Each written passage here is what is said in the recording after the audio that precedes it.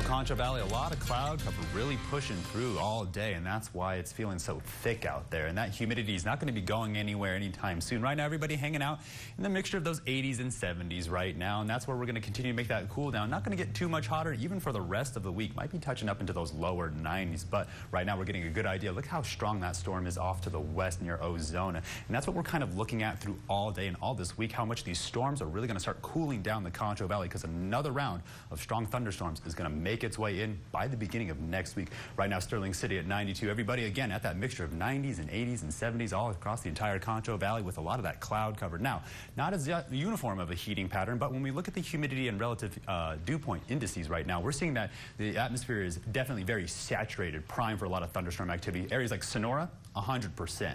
Other areas to the northeast, sitting around the 42%, but still a strong probability for thunderstorm activity as we continue to make our way into tonight.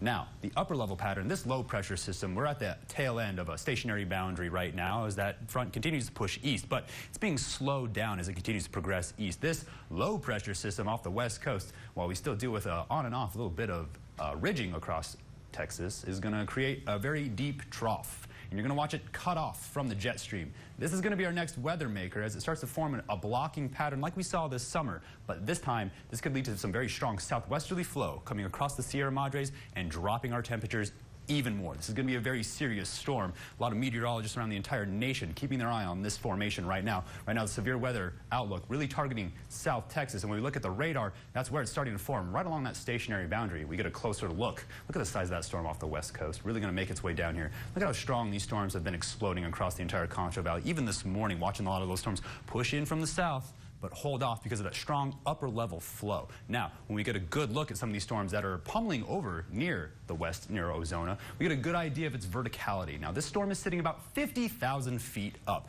Really strong potential for hail. A lot of these storms of this nature are going to start getting a lot larger, like we saw last night near Brady. Some of these storms are going to be quite large because as long as we continue to stay under these stagnant conditions over the next couple days, you'll see a lot of these cloud covers pushing in, then a few isolated scattered rain showers before it pushes out again. Now watch off to the west as we start to make our way through Tuesday. This storm runs out of energy because it starts to run into warm, moist air. And then we continue to deal with a lot of cloud cover throughout the next couple days. Now, these conditions are going to continue to prime the atmosphere because by the time that low pressure system makes its way into our area, we could see explosive thunderstorms as a result. So tonight, dropping down into those mid-60s. Now, still seeing an opportunity for some cloud cover, but by tomorrow, we're going to see those clouds clear out.